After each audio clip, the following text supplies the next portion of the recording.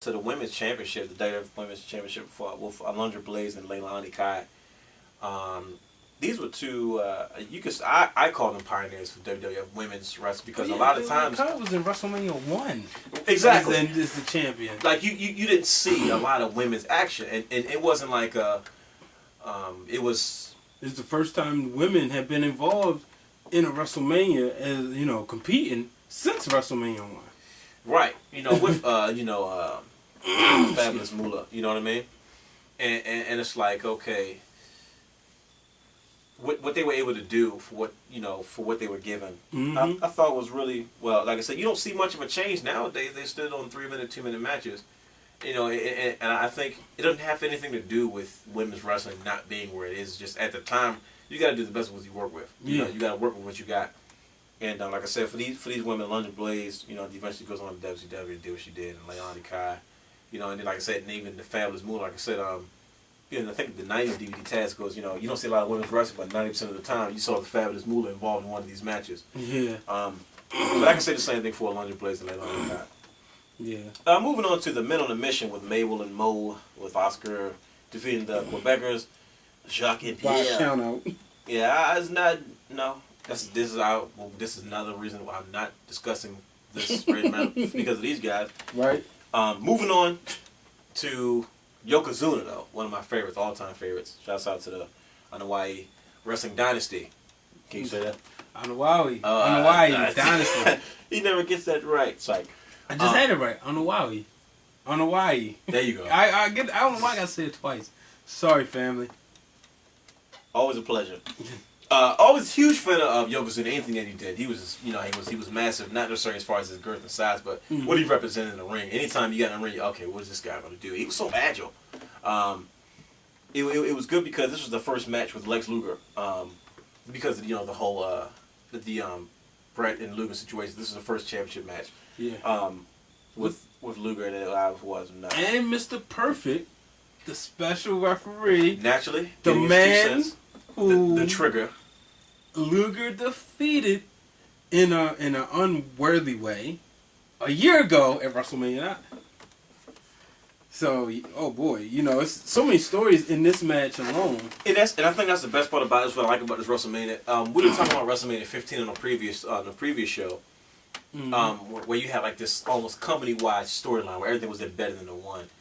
You see something similar, but with the individual matches. Yep. We had at least 5 or 6 people involved in these storylines, and everybody sort of added their 2 cents to it, which made the dynamic really good because you just weren't paying attention to what was going on between the two wrestlers in the ring, what was going on with the managers, the outside, what you heard on commentating, like you said, you hear with Bobby Heenan a lot of times with the whole Ric Flair thing at WrestleMania 8. Yep. That was what you previously also talked about.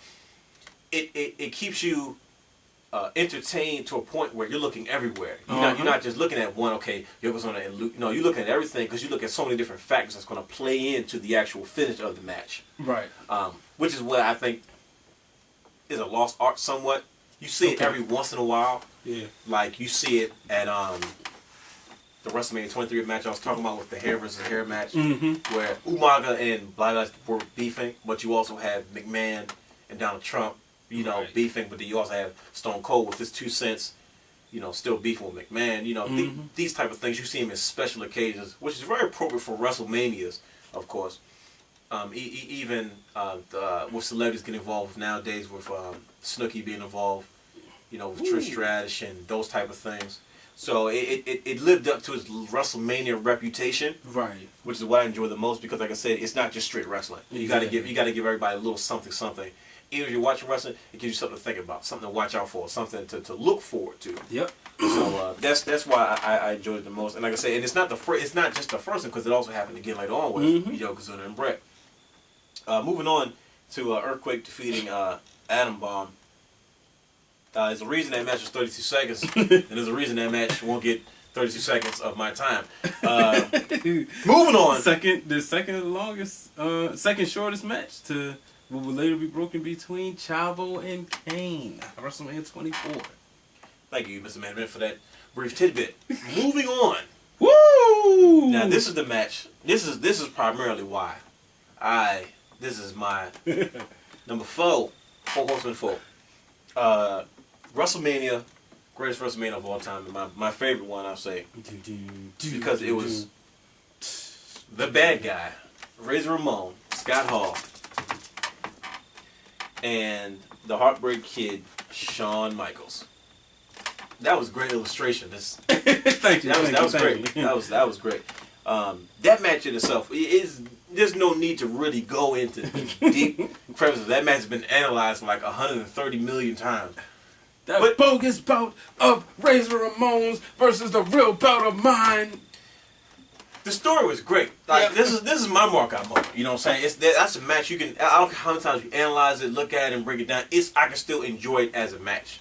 Certain matches you look at it and say, okay, I gotta analyze it first, and then okay, I get it, and it's okay, you okay. But that's a match I don't care how many times I look at it, analyze, break it down. That was by far top 5 favorite matches of all time. So do you agree with Ric Flair in saying that Shawn Michaels just went out there and had a match with a ladder, or you think Razor held his own? Razor definitely held his own. I'm not saying it's just that Shawn Michaels was so fresh and dynamic. You had seen Razor Ramon in that role for a while now, and you know, and Shawn Michaels had got there, but you almost saw him trying. You could tell like this guy's trying to push forward. Right. You know what I mean? And I don't want to say that Razor Ramon got complacent, but like I said, we had seen him in the same role for a while now, and then you have a guy like Shawn Michaels coming off fresh off suspension with an interesting storyline with this, imposter championship after Razor has clearly won his battle royal for the title. Mm-hmm. And you have a concept of a ladder match that had been done before previously in the WWF, except with the superstar shoots with Brett and Shawn Michaels. Yeah. But that was just for TV shoot. Yeah. But for that to be the first one, for them to go out there and do the things that they did, like you said, it wasn't seen previously. Like I said, they had been doing ladder matches back in Calgary Stampede, way back when, and to like Chris Jericho would always say, or the Hardys would say, like something like a moonsault was a big deal back in '94. Those in that genre wrestling, that was a big deal. So you see stuff like the splash from the top, the suplex from the top, almost the flip lariat off the top of the ladder. You know what I mean? And then the finish was very fitting for the Shawn Michaels character. Mm-hmm. Because he was known for stuff like that, like always getting caught in those type of situations. You know what I mean? And just getting out of time enough to put Razor over. Then and I liked how they got Diesel out of the way early. Yeah, he came out there, served his purpose. Wasn't gonna get involved, and then he got in trouble. Yeah, go to the back. Let these two guys have their WrestleMania. They didn't need it. You know what I mean? They just didn't need it. And like I said, they continue that tradition of stealing the show. Mm-hmm. You know what I mean? We all remember certain aspects of the match, which I've highlighted, like here's the Owen and Bret match, and then the Yokozuna Bret Hart match. But this is the match that stands out in a lot of people's minds in Madison Square Garden. I think this really solidifies Shawn Michaels and Razor Ramon to a degree that these guys are legit. Yeah. And I think the match, as good as it was, I think it meant so much more to people, including myself and other fans, more than the actual match, because they went out and had another match at SummerSlam that I think was better than that match. But it's just something about that first match in Madison Square Garden. You know what I mean? The granddaddy. Excuse me, let me say it like the Rock. Madison Square Garden. That's every major superstar's home away from home, in whatever sport you deal with. You know what exactly. I mean? That's the mecca, in my opinion, of sports entertainment. Not necessarily in wrestling, but I mean in all sports entertainment. Linsanity. That's just ridiculous. I mean, I'm a Laker fan. I was like, I could not help but be like, and I got pissed when they sold on the Browns. Yeah, we consider signing them. We consider signing him. He just gives us 38 or something. We consider signing him. But hey, I respect you. You took respect. You defied adversity. TRDA all day. That's what it is about. But I love this match, hands down. Like there's nothing for me to really say about it. It's just I love the match between Shawn Michaels. It's on that DVD for a reason. The history of WrestleMania. I just enjoyed that much. It was just really, really well. Like I said, you seen two workhorses go out there and steal the show. Yep. So that being said, by that being a primary staple as to why this is my number one, it goes to the main event, which is still, and it gets even better. Now, most people might feel like after a match like that, it will be a drop-off because you have Bret Hart versus Yokozuna. I don't think so, because you still got your main event. Because nobody expected that ladder match. No one knew what to expect from that, though. That was the whole point. And I think that's what's so dynamic about it, because you're like, okay, they got a ladder match, you don't think of, like Jared said, what are they going to do to the ladder? Yeah, you know, and the way they came off, you know what I mean? It's like, man, that's crazy. And then that wasn't even the main event. You had still my favorite, Bret Hart and Yokozuna going at it for the, you know, the WWF Championship, and of course 2 years in a row. 2 years in a row, and that's not easy to do. That is not easy to do. Right. You know, that's Roddy Piper as a special referee. The man who, the last time he was in the WrestleMania ring, Bret Hart took the WWF Intercontinental Championship from. And it goes back, based off what you said, to that same dynamic where there's these things you have to think about. Because you think it's like, well, wait a minute, Piper's not no danger, you know. What if he tries to get away with something? Was he called us down the middle? Was this his revenge? Especially since Perfect had already, in many people's opinion, screwed Lex Luger, because Lex Luger told him turn around, and he said you don't. And the next night on Raw, he said you don't put your hands on a WWF official. That's why he disqualified him. So, you know, so you couldn't help. I remember watching this. I'm like, okay, I hope Piper don't do the same thing. You know, come on, Bret. These matches like this, and I think, like, you know, I love them at WrestleMania because it gives you something to think about. You know, you know, yeah, I think if a lot of times as fans we don't really know what we want, but we want to be sort of occupied on the match so we can be a part of it. You know what I mean? You don't want to sit there and watch it because you're like, okay, you're watching it, but then you can watch Raw and everything else any other day. Yeah. But like you said, with these special guest scenarios and special guest referees, like you said, with you know, with Hennig, Mr. Perfect, and then you have, you know, the hot Roddy Piper and these things. It gives, you know, of course you got Mr. Tennis Racket on the outside. Shout out to Ring of Honor. You know, and both Mr. Fuji, like this, you know, Mr. Salt Hands. You know, there's all these dynamics that you add to these matches, and just as a youngster growing up, seeing this and seeing the, you know, I didn't actually get to see it live, but actually seeing, like, you know, the highlights, and then going back and watching it again, it's like, wow, I really enjoyed this. So that's Bret Hart does it again, comes back. How about after winning the match?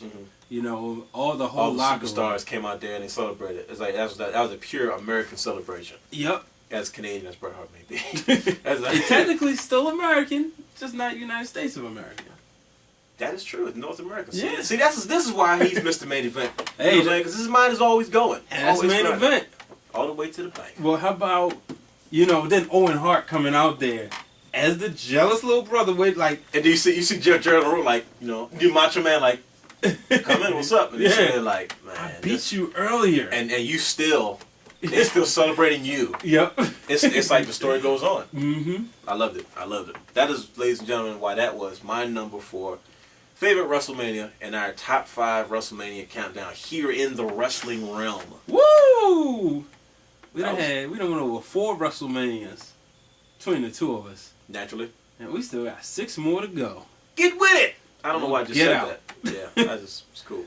Now that's main event. All the way to the bank. Ladies and gentlemen. That was me signing a check. In case you ain't realized. In case you didn't realize. Ladies and gentlemen, get ready. Mr. Main Event will bring you his number 3 top 5 WrestleManias on the next episode. Be there. Or get lost. Yes, sir. He is the Real Dwayne Allen. I'm Mr. Main Event Brian Waters. The Click. Make sure you tune in to us on YouTube / The Wrestling Wrealm. Google us, Wrestling Wrealm, or Facebook, Wrestling Wrealm. And it's just W's. You didn't know.